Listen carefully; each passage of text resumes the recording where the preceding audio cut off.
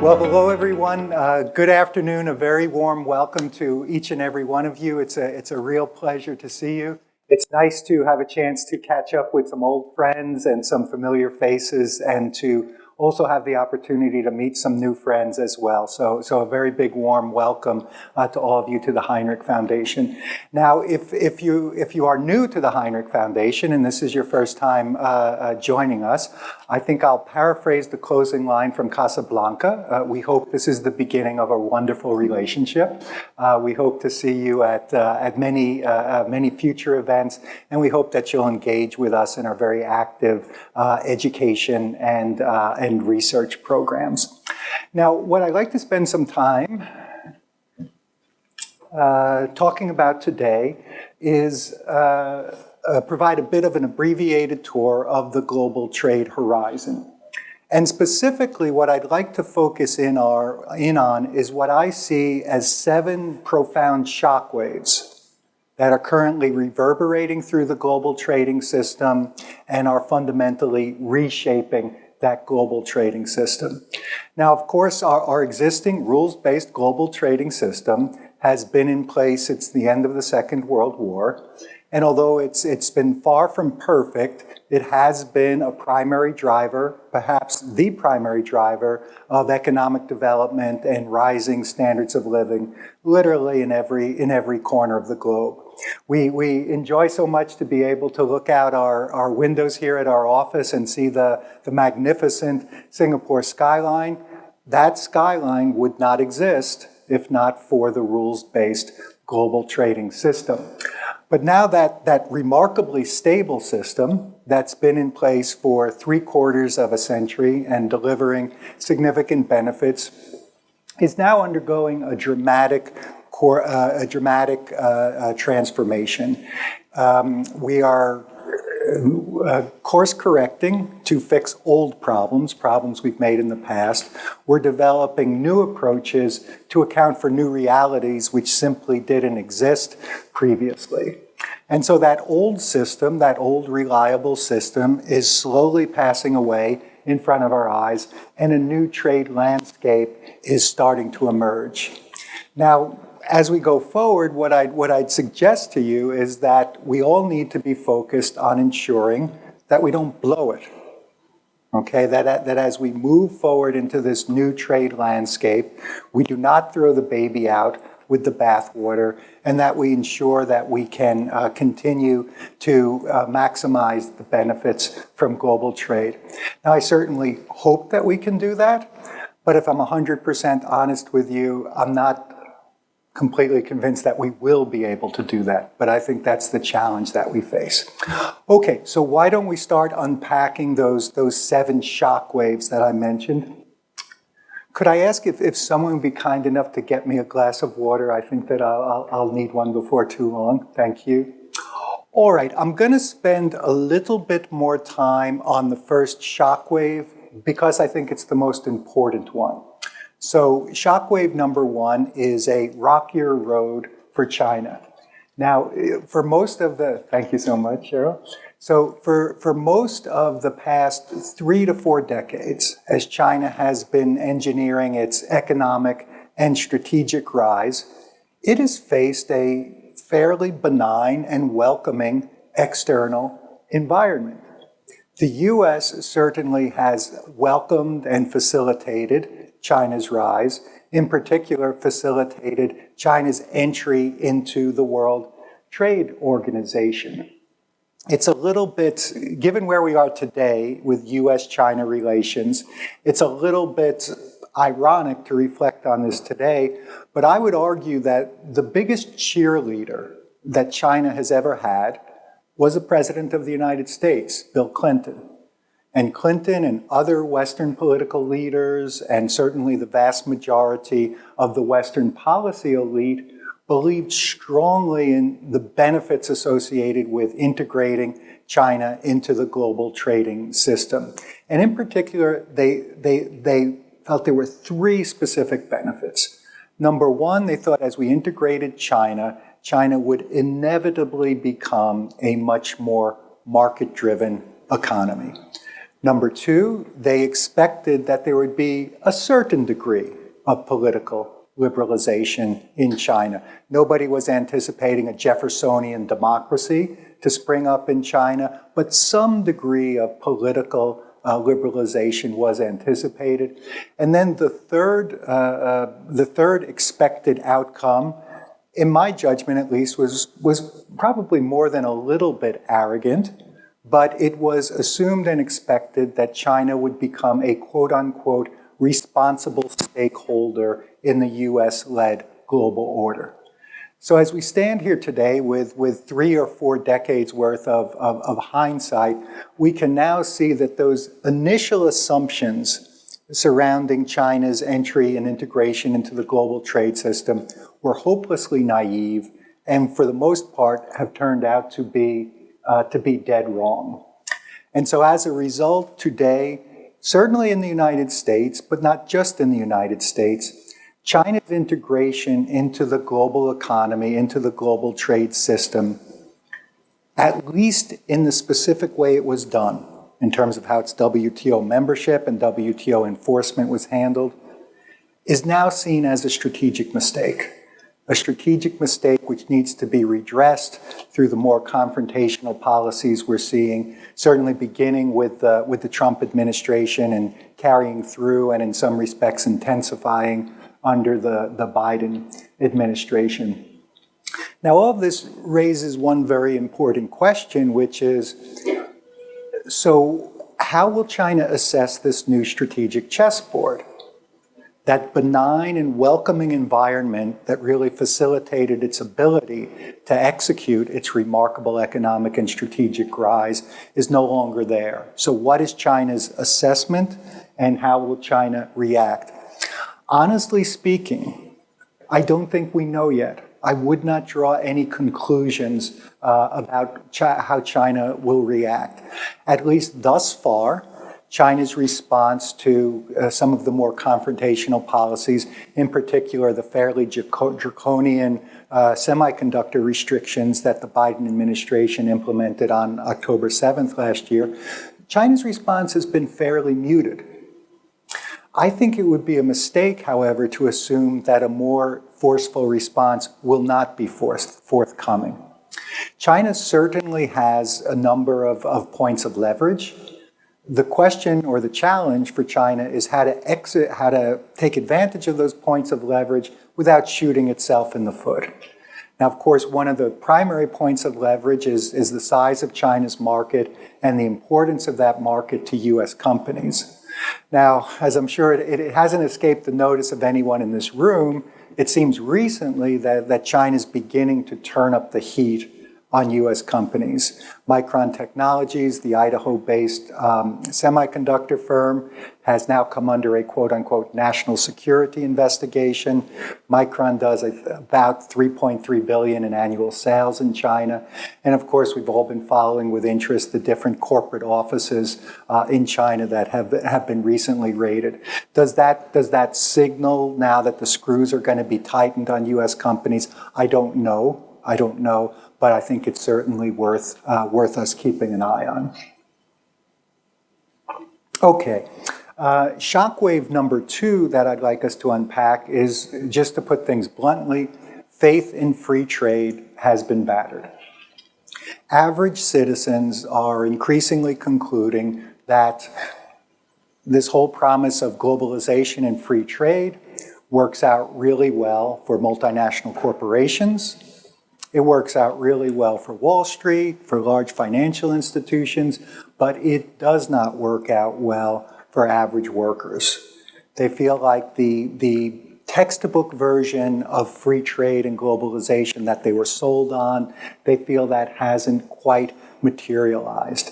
And these attitudes have percolated all the way up, of course, through the political process. So recall that Joe Biden was elected president running on a platform not of pro-globalization, not of free trade, but he was elected president on a policy of pursuing a US worker-centric trade policy, buy American provisions, and industrial policies which tilt the playing field to the advantage of U.S. products and U.S. workers.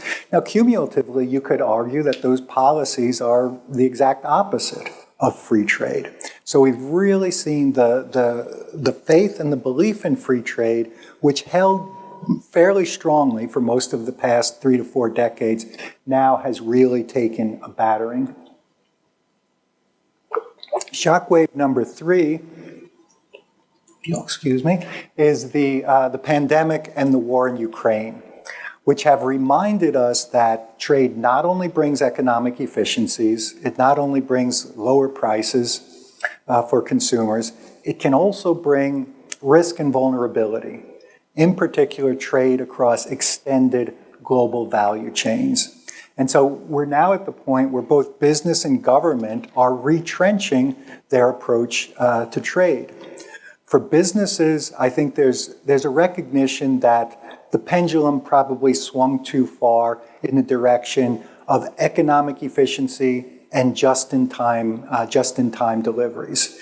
And that pendulum now is starting to swing back in the direction of ensuring greater security of supply, but of course, you sacrifice economic efficiencies when you do that. Now, I thought Catherine Tai had an interesting take on this. She acknowledges, as Catherine Tai, the United States Trade Representative, and she likens it to buying health insurance. She says, look, we've got to move away from the focus on economic efficiencies being paramount, move more in the direction of security. You pay a little bit of extra money, but you ensure when something bad happens and you need that security of supply, it's going to be there just the way we pay for health insurance. We hope that we don't need, but if and when we need it, it's there for us. Shockwave number 4 is probably the most obvious shockwave, and it's intensifying geopolitical tensions and rivalries. Today, trade is no longer just about trade. It has become intimately intertwined with geopolitical considerations, geopolitical tensions. We're even coming to the point now where we're asking ourselves the question, and prominent officials like Treasury Secretary Janet Yellen are suggesting, well, do we just trade with friends, with quote-unquote friends, whatever that means? Presumably countries that share a common geopolitical outlook. Now, this has a couple of important implications, of course, for business.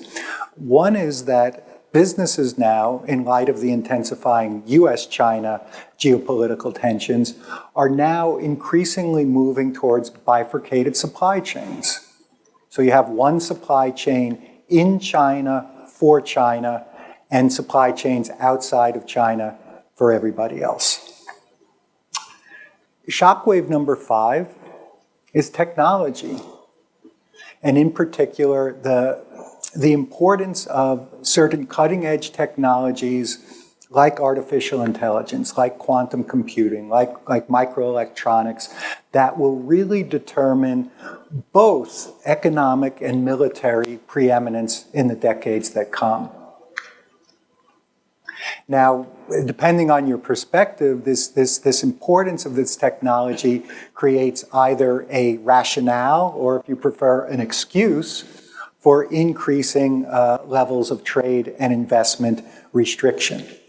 Now look, any time we move towards greater trade and investment restrictions, there's going to be some inefficiencies that come along with it, but it's worth taking a minute to remind ourselves of how this is particularly the case in the technology sector, and it's especially the case in the semiconductor sector. Much of the innovation that takes place with semiconductors comes from the fact that there is a constant feedback loop between all the parties. Everyone is talking to each other. Customers talking to producers, fabricators talking to testers, testers talking to packaging companies, foundries talking to everybody.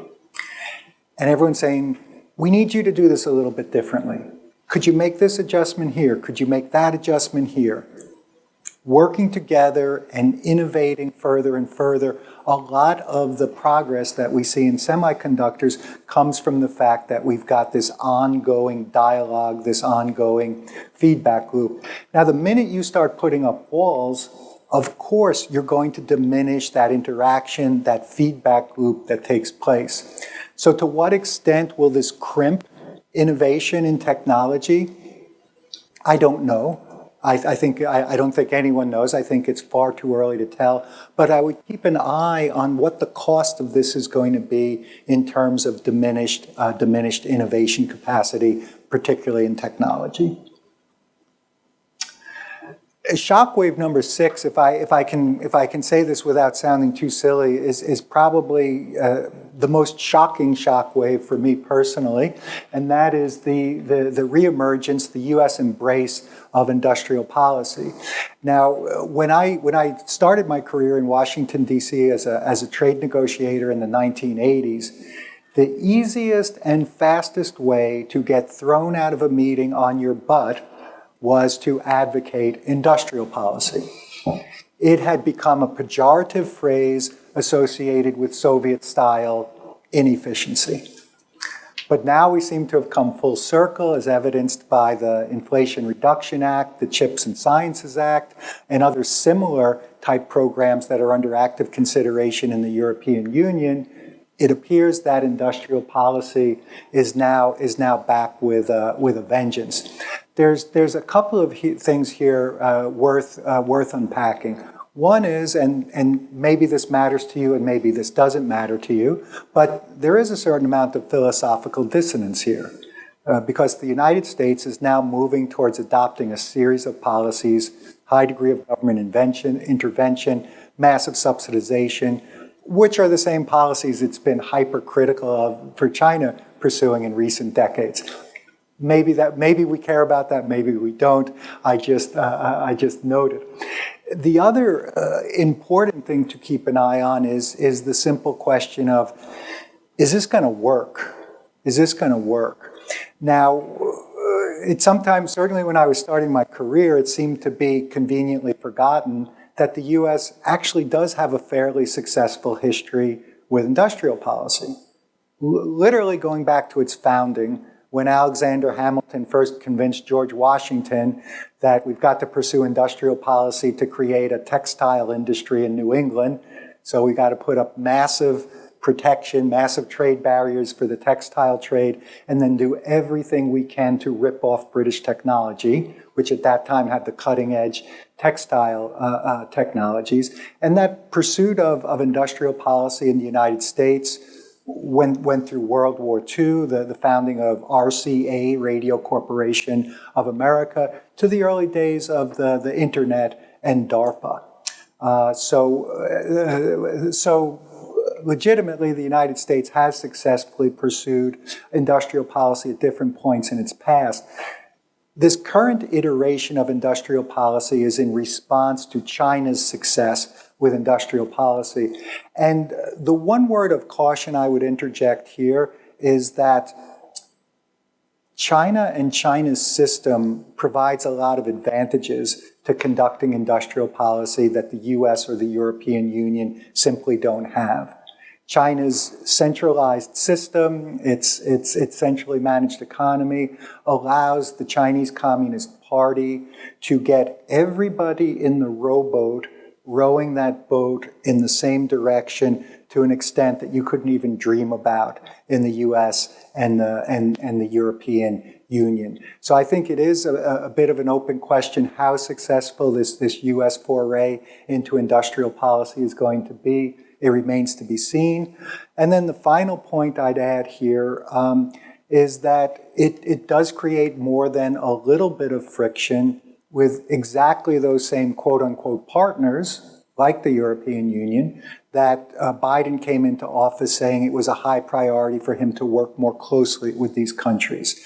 European producers are being sideswiped by these U.S. industrial policies which create preferences for U.S. products and U.S. workers.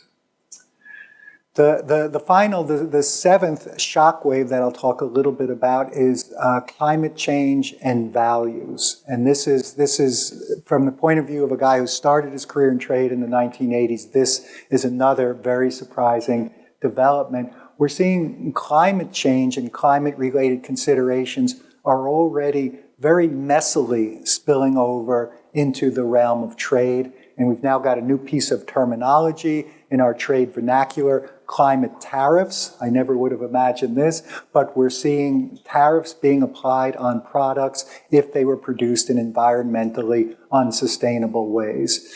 Now, of course, all of this is only going to intensify as climate change intensifies. We see countries seeming to be in the early steps of moving towards the formation of climate clubs. So you work together with countries that share similar climate policies and raise barriers to trade from countries that don't adhere to that same high level of climate and environmental policies that you have. As part of this process, we also see values, quote unquote, universal values, also messily spilling over into the trade realm. You may or may not be aware, but now it's increasingly common for trade agreements to have a provision on indigenous peoples, on inclusivity, on diversity. Now, set aside the relative merits of pursuing progress on any of these issues, all of them are worthwhile. It makes trade significantly more complicated. All right. So what then is the cumulative impact of these seven shockwaves that I see reverberating through the system? Well, I think clearly that old system is passing away and it's being displaced by a new emerging trade landscape. I think it's premature to try to judge exactly what that new landscape is going to look like. But I want to sketch out at least a couple elements that I think are likely to be part of this new world of trade that we're moving into. The first thing I'd say might ultimately prove to be the most important aspect of this new approach to trade. The objective of trade is no longer purely economic. We are now using trade as a tool to advance non-economic objectives. Now take half a second and sit with that and reflect on the implications of that. For the better part of the past 3/4 of a century, the primary driving force, not the exclusive or the only driving force, but the primary driving force behind trading relationships was economic efficiencies. Companies want greater profitability. Customers want lower prices and greater access to more and better products. That has been the primary rationale driving our entire approach to trade for 3/4 of a decade. But what's driving trade now? What's driving our trading relationships now and will likely continue to do so in the future? To a certain extent, our objectives in trade now are about how do we prosecute a geopolitical rivalry? And how do we position ourselves in a more favorable position from a geopolitical point of view? Trade is now a tool for how do we obtain or maintain technological preeminence? Trade is now increasingly a tool for trying to tackle climate change. Trade is now a tool for trying to propagate what some people at least view as quote unquote universal values.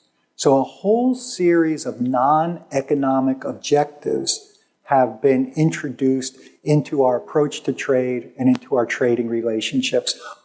I think it's going to take years before we can fully digest what that's going to mean for us. The second point that I'd make about this new emerging landscape is I think, unfortunately, the position of less developed economies, I think, is going to grow more tenuous under this new landscape.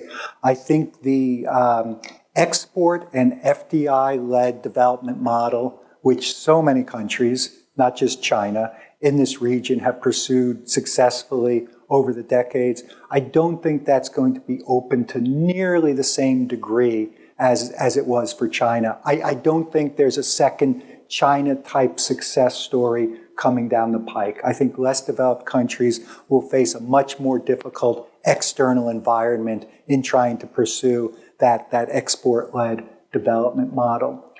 The other respect in which I think life is going to grow more tenuous, and this I think in particular applies here in ASEAN. For so many of these countries, their best national interests are served by sitting firmly on the fence between the US and China and avoiding tilting too decisively one way or the other. I think it's going to get harder and harder to maintain that middle ground because I think both the US and China are going to use carrots and sticks and attempt to nudge all of those countries that prefer to stay in the middle and maintain robust relations with both sides. I think they're going to come under intensifying pressure to tilt one way or the other. Every US official from Anthony Blinken, Gina Raimondo, throughout the administration, when they address people in this region, say the US has no interest in forcing anyone to choose, but as a practical matter, a lot of the policies they then pursue appear to be doing exactly that. So I think life is going to get tougher for developing countries. The third thing, which I think is already fairly apparent, trade is becoming less global, more fragmented, and increasingly contentious. And our multilateral global trade governance, which was really the crown jewel of our post-war trading system, first in the GATT and then in the WTO, unfortunately, I think is significantly declining in relevance. I think it will continue to be increasingly bypassed. I think the trade rules are only going to be observed when convenient. And I think the spirit of cooperation, which animated so much of the success that we saw in the post-war global trading system, I think that's collapsed. I apologize if this sounds a little bit sentimental, but I clearly believe that so much of the success we had in the post-war trade system was that countries really had a sense that they were involved in a common endeavor that was going to be good for everyone. And there was a spirit of cooperation and, a very important word, and trust, which pervaded the global trading system and accounted for a fair degree of its success, which again today in this new landscape I think has largely collapsed. And I think we're now at the point where not just the United States, but a number of countries are unapologetically saying, well, we're not interested in free trade per se, we're interested in worker-centric trade policies and industrial policies tilting things to the advantage of our domestic producers and workers. So the bottom line on all of this is, I think clearly that old system is passing away, and my strong hope is that we can think very deliberately about what comes next. Let's not stumble into what comes next. A new world is emerging. Let's proactively try to shape that world in order to minimize some of the significant downside risks I think we're facing, and to ensure that we can maximize the benefits from trade, which continue to be substantial. I think I'll draw my comments to a close there, and I'll look forward to any comments or questions you might have. Thank you very much.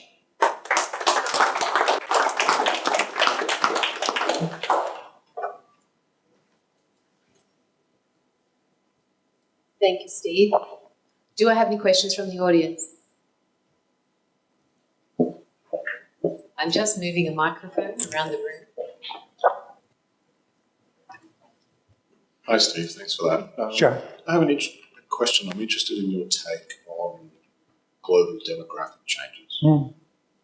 In places like China, for example, they're estimating their population could halve in the next 50 years. That's obviously going to have a major impact on the economy's ability to grow and to find necessary workforces and other things. So I'm just curious on your take on that. I think you're absolutely right. I think you put your finger on something that's really going to shape what things look like. But my only caveat there is to keep your eye on technology. And to see, certainly in some of these large economies, China being the greatest example that's relied on virtually unlimited labor. That's no longer the case. But the question is the pace at which robotics and other labor eliminating technological breakthroughs and things that we can't imagine today are decreasing the need for workers is really astonishing. There's so much talk in the U.S. about reshoring and what a boon that's going to be in manufacturing. And you have to point out to people a furniture factory that left North Carolina at the turn of the in the early 2000s and employed 2,500 people. If you could reshore that factory today, it's not 2,500 jobs. It's 50 guys with laptops running the robots. So I think that's another important consideration.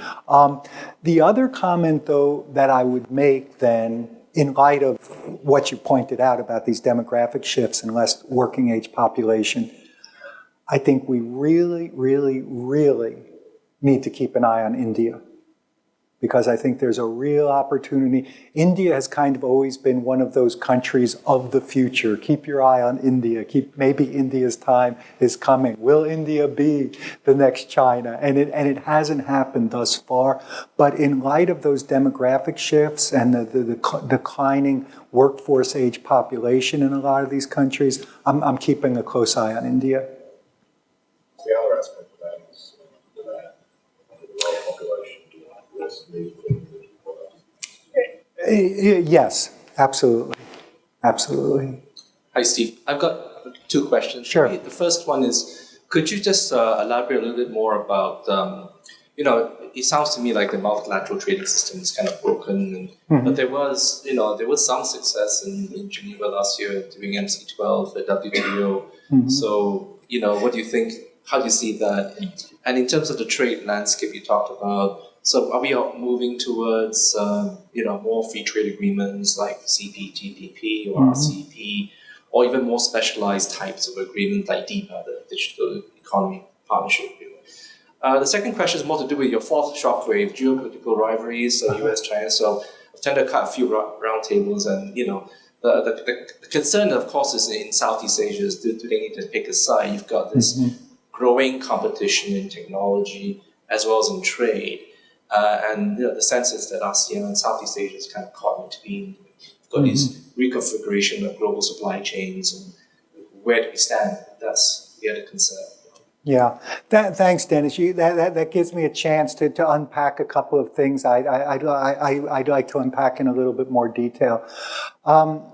In terms of the WTO, I think we've got to, and I don't take any joy in saying this, because I'm a proponent of the multilateral trade system and a true believer in global trade governance in the WTO. But look, the primary functions of the WTO, number one, are to be a primary platform for multilateral trade and investment liberalization.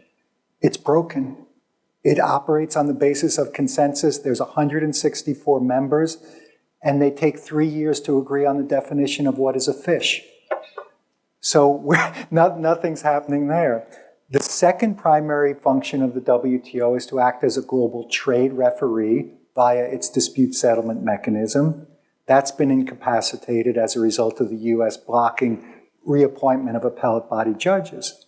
But I would hasten to add, even if you could wave a magic wand tomorrow morning, reinstitute the functioning dispute settlement system with a full menu of judges on board, the WTO still could not be an effective global trade referee because the global trade rule book is hopelessly out of date.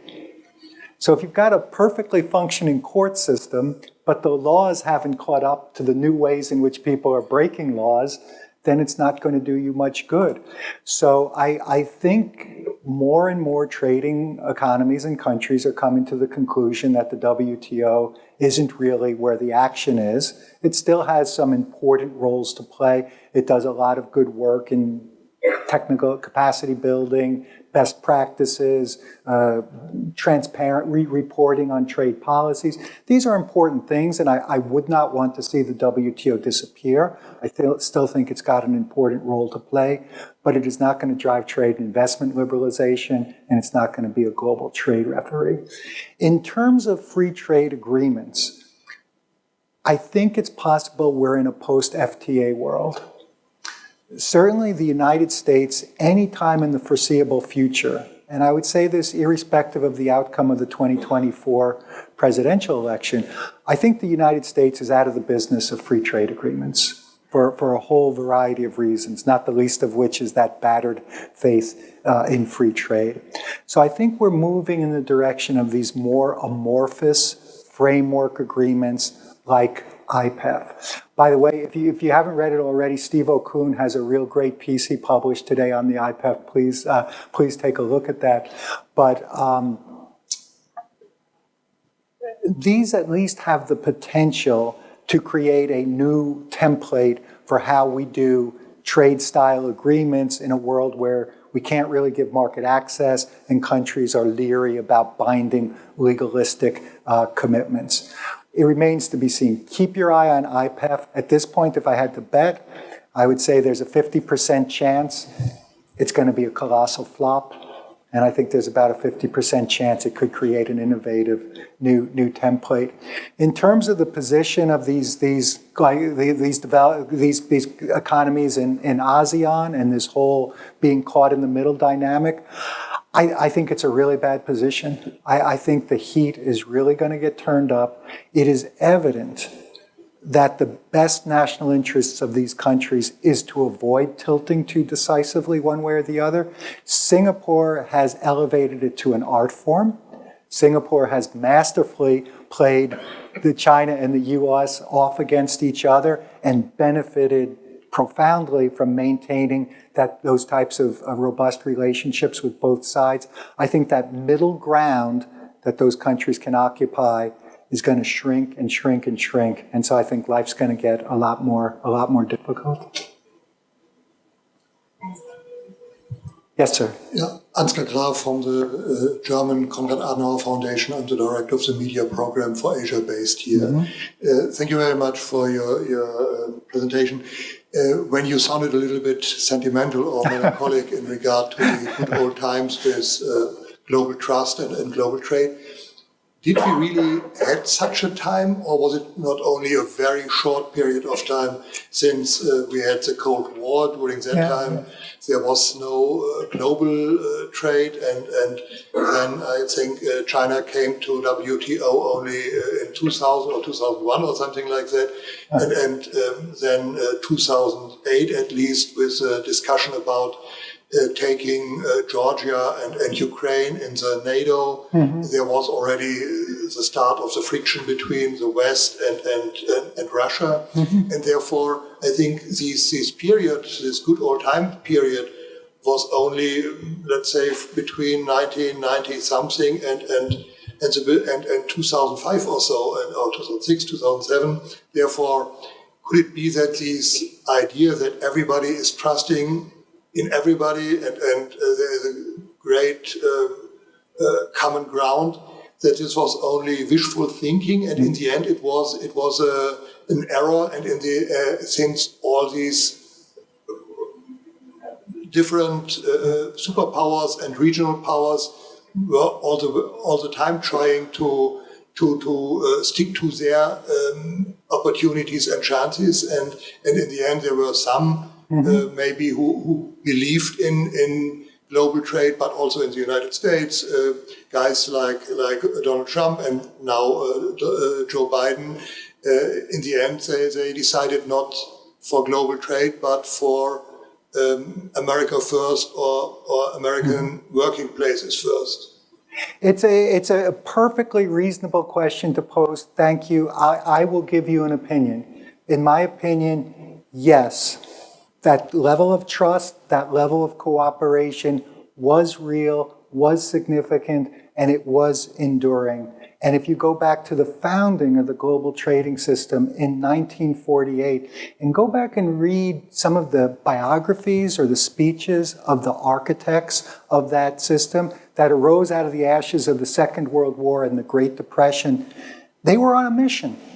They were on a mission. Cordell Hull, the Secretary of State, the United States Secretary of State, who was one of the architects, he has spoken eloquently about how he felt that the move towards free trade was really the only way to ensure that we could propagate peace and ensure that we don't stumble into World War III in another 20 years as we had between the First World War and the Second World War. So I think that sense of being, they were imbued with a sense that we are building a better world. We've just went through 2 world wars in an incredibly short period of time, and there was a sense we've got to start cooperating, we've got to start trusting each other. And so that spirit of trust and cooperation, I believe, was real, and restraint. And let me give you a specific example. Today, one of the things that is causing the WTO to fall apart is that since the founding of the GATT into the WTO, there has been a national security exemption. And it is basically a get-out-of-jail-free card. So basically, you can impose restrictions to your heart's content if you are doing so as a result of national security concerns. This was a loophole that you could drive a truck through. And it has been on the books for 75 years. And yet, there had been a sense of restraint. Don't go there. That's sitting there. I can do anything I want and say it's national security, but let's not do it. Let's not jeopardize the integrity of this cooperative system. And for 65, 70 years, everybody kept hands off because they were afraid of utilizing it. It's only much more recently. So I think certainly the heyday for that trust and cooperative spirit was in the early decades. And I think over time it's diminished. But I think what's happened more recently, so we've seen a gradual diminishment, and then more recently it just dropped off the side of a cliff. Yeah. Hey, Steve, thanks for the shout out. This era of trust and cooperation you talk about, which certainly existed, but China was not there then. Yep. And it wasn't there. And what China has, I think, made very clear is that this system was imposed upon us. This system was one that was designed that we were not at the table for. And any new system, we are going to be at the table, and it is going to be one that we are going to be one of the architects, not one that's imposed from the outside. You talk about, your Shockwave number 7 values, and human rights being one of the values that the US and the EU and Japan and Australia and others want in a trading system. China does not want values in a trading system. So how is this new paradigm going to be designed going forward? How can it possibly be designed to say we're going to use this old system of a global trading system when China-led parties do not want what the other parties do want, and you are going to end up with some type of bifurcation? Your assessment is correct. I agree with your assessment, and what it suggests to me is we probably do not end up with a truly globalized system for exactly those reasons. I mean, so much of the frictions that we've been seeing in recent years between the United States and China is because we have 2 profoundly different economic and governance systems that are trying to coexist under the rubric of a single set of global trade rules, and you can't make it work. It's like you have a football pitch, and you have one team playing American football, and you have another team playing Australian rules rugby, and the referee's running around trying to thumb through his rule book and figure out, how do I referee this game? I don't know that you can do it, Steve. I think this is the big challenge, and I think that's and what you just described is one of the factors that is pushing us towards a much more fragmented rather than a truly globalized system. I think also your comments about, China didn't sign up. China wasn't around when this system was created.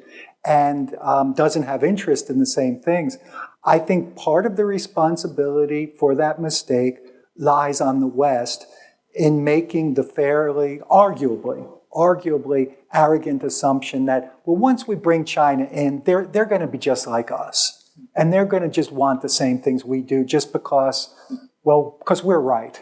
Because our way is better. So we just bring them in, and inevitably they'll come around to our way of thinking. And as we've learned now, again, with the benefit of 3 to 4 decades of hindsight, no, it doesn't work that way. And so much of that trust that we talked about in the trade system was about following not only the letter of GATT and WTO rules, but following the spirit. So you'd say, well, I can get away with this because it doesn't, strictly speaking, violate the letter of a WTO regulation, but countries wouldn't because it ran contrary to the spirit behind it. Well, China has not felt bound by that. And again, I think at least part of the responsibility for that lies with the West for being a little bit naive in the assumptions they made and this precise manner in which China's integration was done. Steve, I've got a question from someone who's very optimistic online. I'm certainly not convinced that you're correct in saying that the WTO rules are out of date. There are many more cases that could be brought under existing rules to modify behaviour of various countries. Why do you think the WTO rules are out of date? Great. Thanks very much for that question.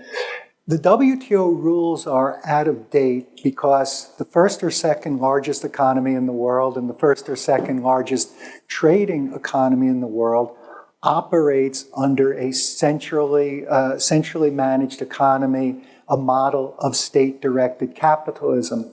All of those rules that are in place in the WTO were based on the assumption that trading nations would have market-driven economies. Look at the Marrakesh statement, the statement where the founding members of the WTO sort of laid out their vision for how this new for how the global trading system was going to evolve under the WTO. It's clear that everything was geared towards we're dealing with market-driven economies where it is crystal clear to me, you are a government entity, that is a governmental action.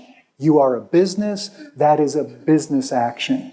And if we're in a world where that line is blurred and I can't discern, is this really a private action or is this a governmental action? Am I dealing with a private entity, or is it to one degree or another being quote unquote, being utilized as an instrument of government policy? It renders all of those rules, it really calls into question the applicability and the efficacy of those rules that assumes that everybody is a marketplace, is a market-based economy. Thanks, Steve. Oh, hi. Thanks for the presentation. Sure. Just building upon the fragmentation line of thought, you said US officials are increasingly talking about friendshoring. At the same time, they're also talking about we want to maintain an economic relationship with China in certain sectors and certain aspects, and we want to de-risk, we don't want to decouple. And do you think that even is possible? What is your view on that? Can I just give you a purely personal opinion? And I want to completely, I think they feel compelled that they have to say that. In their heart of hearts, I think they recognize that look, it's going to be increasingly difficult to maintain these robust relationships. I mean, Janet Yellen, she went out there, she fought the good fight. You know, she gave that speech, that recent speech that's attracted so much attention, and she struck all the right notes. I mean, look, a fundamental rule of navigating our way through life is pay more attention to what people do as opposed to what they say. So it's all right for Janet Yellen to stand up and to articulate about the importance of maintaining relations, but a lot of the policies suggest otherwise. So for myself, and purely a personal opinion, and I could be wrong, but when there's a contradiction between what people say and then what they do, I generally pay more attention to what they do.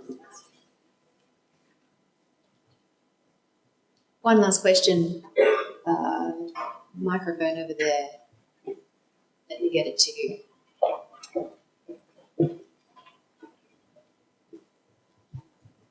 Thanks, Steve. Just wanted to pick up on your point on developing countries finding it harder to sort of integrate into the global trading system of the future. And I think it's interesting, not just the geopolitical context, but what you mentioned around robotics makes it much harder if you're a less developed country to attract that manufacturing. I mean, historically, Japan, China, the Asian tigers, it's been through attracting manufacturing FDI. You now have a world where actually, despite China plus one strategies, China's proportion of global manufacturing is the highest it's ever been. So given that context, you're also seeing some of the smaller developing countries still investing in the same kind of growth models, invest in infrastructure today, hope that industry transformation through FDI will come tomorrow, but that may not come for all the reasons that you mentioned. So, I mean, thinking about the growth paradigms for developing countries in the future, what would you recommend given that wider context? I think, and this is particularly true in ASEAN, I think you got to play the cards you've been dealt. So trade's not going to disappear, and I think trade will continue to be an important driver for a lot of these economies, but we're not going to have that same kind of dynamic with China where it was the rocket ship that really propelled it. So I think, yeah, trade is going to continue to be important, but I think what you're seeing, and I think this is certainly true in ASEAN, that you look for more self-generated regional growth. So I think ASEAN has and will continue to try to develop its internal regional market, recognizing that things could be a little bit more tenuous with the world outside its borders. But trade's not going to disappear, but I don't think a developing economy will be able to use it as the rocket ship to make that astronomical leap that China did. Thank you, Steve, and thank you for those excellent questions. This is an example of a program that's run under our research program at the Hinrich Foundation. And if you'd like to hear more from Steve and from other researchers who are researching across the very broad sphere of trade issues, please subscribe to our newsletter and you'll find lots of information on our website even. Thank you very much to all of you online, including people who have proposed questions. It's been great to have you, and please provide feedback in order to give us an opportunity to develop programs like this that are useful to you. Thank you very much, and thanks you for your interest in helping to advance mutually beneficial and sustainable global trade.